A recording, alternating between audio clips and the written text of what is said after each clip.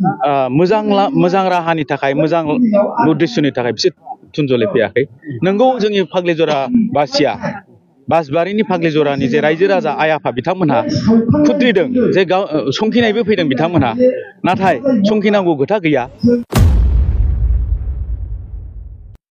आरो बाहाय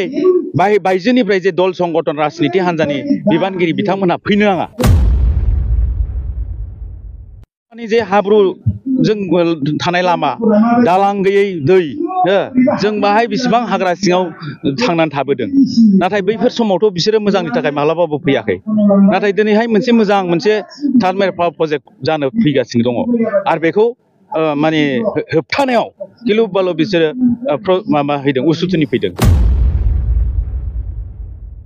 थुनजुलायनायनिफ्राय मा जादों गाज्रिनिफ्राय गाज्रिसिन थासारि सफैदों जोंनि गेजेराव गावजों गाव एना एनि जाफैदों आरो बारानिफ्राय बारा जालांनो नागिरदों दा बेखायनो जों बाहाय दिनै जुथुमदों काजिगावआव हठात करि हरखाबै जों मोनसे मेल खुंदों गासै फुटबलजरानि बासिया जे पावार प्रजेक्टआ जानांगौ पावार प्रजेक्टआ हरदों नालाय जों बेखौ लानांगौ पर्बतजरा जानो थांनाय एपिडिसिएल वेलकाम पर्बतजरा लं लिभ जोंनि पर्बतजरायाव उसुथुनि होफैनाय माखासे सुबुंफोरा साबधान बिथांमोना जोंनि जायगायाव फैनानै बायदिसिना उसुथुनि होनायनिफ्राय हुसियार पर्बतजरा लं लिभ एपिडिसिएल वेलकाम एपिडिसिएल वेलकाम रादाब बिजोंनि गासै बिबानगिरि बिथांमोनखौ धन्यबाद जासिबाय बाय गोबां रादाब बिजोंनि माबाफोर दङ मा होनो निउसफोर दङ दिनैहाय बाहाय काजि गामि बे काजि गामियाव जों जुथुमदों पर्बतजरानि गासै रायजो राजाया जुथुमनायनि खारना बेनो जे माने पर्बतजरानि जे फाग्लिजरायाव जे थार्मेल पावार प्रजेक्टखौ लानानै जे दावराव दावसि जाबाय थादों बाहाय बेनि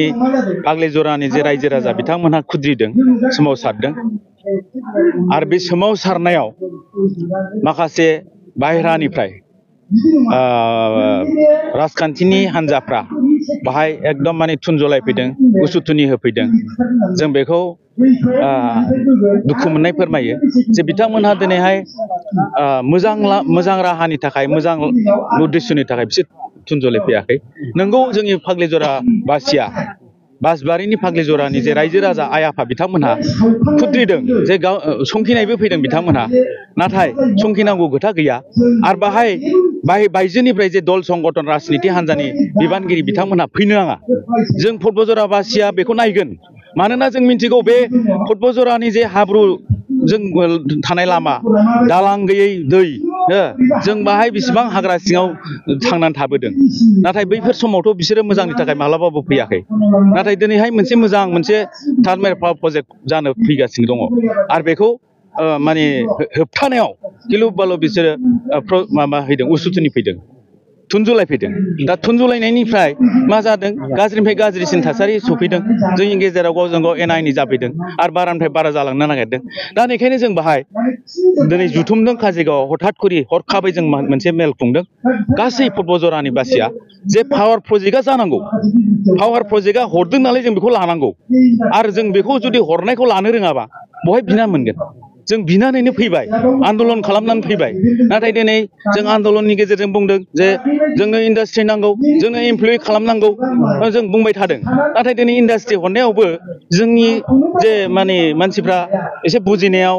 बिसिनि थुनजलायनायाव जोङो गोनो गोथो फैदों जायनि थाखाय जों दिनै बाहाय जुथुमनायनि गेजेरजों बेखौनो बुंनो नागिरो कुनु राजनिति हान्जानि बायजोनि जेनाखि राजखान्थि हान्जा बायजोनि जे दैदेनगिरि बिथांमोनहा बे पर्बतजरा बासियाव हाबनो नाङा जोंनि जेंनाखौ जों सुस्रांगोन जोंनि न'आव मा जांसि गोग्लैदों जोंनि न'आव मा मैला फैदों बेखौ जोङो सुस्रांनो राहा लामा लागोन जों बुंदों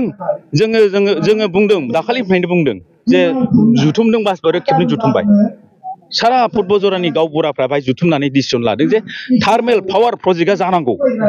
बेनि जानायनि गेजेरजों बेसेबां लाब दिनै बङाइगाव BRPL दं दिनै सालाकाथियाव दं NTPC बेजों माबा खहा जादों नामा बेजों जोंनि जेनाखि थांनानै थानायनि जे लिभिं स्टेन्डार्ड बे बारायगोनसो आरो बे हाखौ जोंनि होननानै बुंदों हायाथ' सरखारनिसो हाया सरकारा गोसो मथे बेखौ खालामगोन दिनैहाय जुदि बेखौ ओरैनो दोनोबा बेहाय हाबसनगोन हाबसननायाथ' जागासिनो दंखायो जोंनि हाबसननायखौ मानो बादा होया ओमफ्रायलाय बिसोरलाय सारिगिदिं हाबसनजोब्बाय दिनै फटबजराबासिया दिनै जुथुमनायनि गेजेरजों बेखौनो बुङो दे रावबो राजखान्थि हान्जाया बाहेरानिफ्राय बाहाय फैनानै उसुथुनि खालामनाङा जों जोंनि समस्याखौ जों सुस्रांनायनि राहा लामाखौ खालामगोन जों बाहाय जुथुमनायनि गेजेरजों जों सोरखौ लोगो हमनांगौ सोरजों रायलायनांगौ जोङो बे रायजो राजानि अभाब अभिजोगा मा जों बेखौ सानलायना हरलायनानै बेखौ जोङो थि खालामनो होननानै दिनै जुथुमदों दा बेनि गेजेरजोंनो जोङो जे बयनिसिमबो मोनसे रादाब फोसावो जोंनो बे थार्मेल पावार प्रजेक्टखौ जोंनो नांगौ जोंनि फटबजरानि गेजेरावनो जानांगौ फाग्लि जरायावनो जानांगौ अथबा जोंनि फटबजरानि गेजेरावनो जानांगौ आरो जायोबानो जोंनि लाब